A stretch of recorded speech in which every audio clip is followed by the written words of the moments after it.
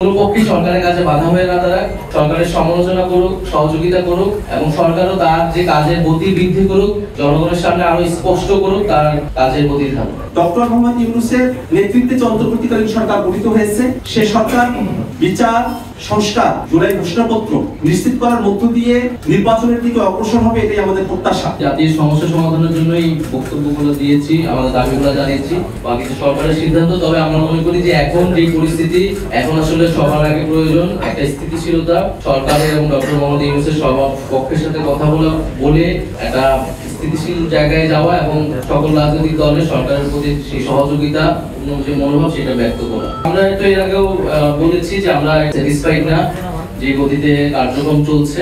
আমাদের সেই সমালোচনা সরকারের প্রতি রয়েছে, আবার একই সাথে সেই সহযোগিতাও রয়েছে। আমরা আমাদের দাবিগুলো নিয়ে রাজপথেও থাকছি, সরকারকে চাপ প্রয়োগ করছি, কিন্তু এটা অবশ্যই দেশের স্বার্থে, জনগণের স্বার্থে এবং সরকারকে কোনো ধরনের কাজে বাধাগ্রস্ত আমরা করছি না।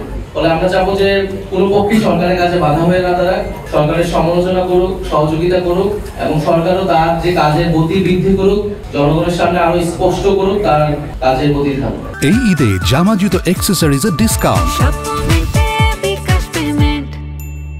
বাংলাদেশের জাতীয় নিরাপত্তার সঙ্গে সংশ্লিষ্ট যে বিষয়গুলো আছে, সীমান্তের সঙ্গে ওতপ্রোতভাবে জড়িত করিডোর বা রিলিফ চ্যানেলের কথা বলা হয়েছে, এই প্রত্যেকটা বিষয় যেন রাজনৈতিক দলগুলোর সঙ্গে আলাপ আলোচনা করে তারপরে সরকার সিদ্ধান্তে আসে, এই ব্যাপারে জাতীয় নাগরিক পার্টি এনসিপির পক্ষ থেকে আমরা স্পষ্ট বক্তব্য আগেও দিয়েছি।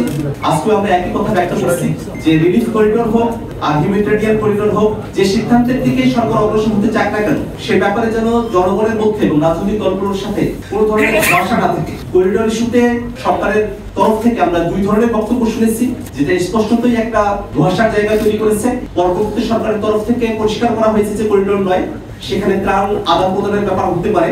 আমরা সেখানেও বলেছি যে ত্রাণ আদান প্রদানের ব্যাপার হলেও সেটা আসলে কার কাছে নিয়ন্ত্রণ থাকবে, সেটা কিভাবে পরিচালিত হবে, বাংলাদেশের স্বাধীনতা, সার্বভৌমত্ব বা মানচিত্রে কোনো ধরনের হুমকি সেখানে তৈরি হবে কিনা, প্রত্যেকটা বিষয়ে পরিষ্কার করে রাজনৈতিক দলগুলোর সঙ্গে আলাপ আলোচনা করে তারপরে যেন অন্তর্বর্তীকালীন সরকার সিদ্ধান্ত গ্রহণ করে।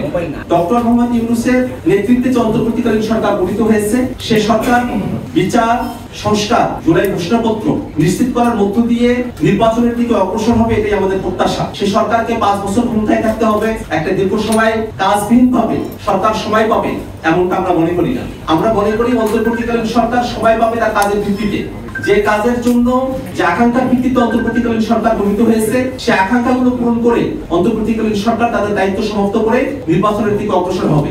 সেক্ষেত্রে অন্তর্বর্তীকালীন সরকারের তরফ থেকে ডিসেম্বর থেকে জুনের যে সময়সীমার কথা বলা হয়েছে, আমরা বিশ্বাস করি যে অন্তর্বর্তীকালীন সরকারের যদি সদিচ্ছা থাকে এবং রাজনৈতিক দলগুলোর যদি সরকারের প্রতি সহযোগিতাপূর্ণ মনোভাব থাকে, এই সময়কালের মধ্যেই বিচার, সংস্কার, জুলাই ঘোষণাপত্র, জুলাই সনদকে দৃশ্যমান করে নির্বাচনের দিকে সরকার অগ্রসর হতে পারে। অতএব 5 বছরের যে ক্যাম্পেইন বা 5 বছরের যে আলোচনা চলছে, তার সঙ্গে দলগতভাবে জাতীয় নাগরিক পার্টি এনসিপির কোনো সংযুক্তি নেই।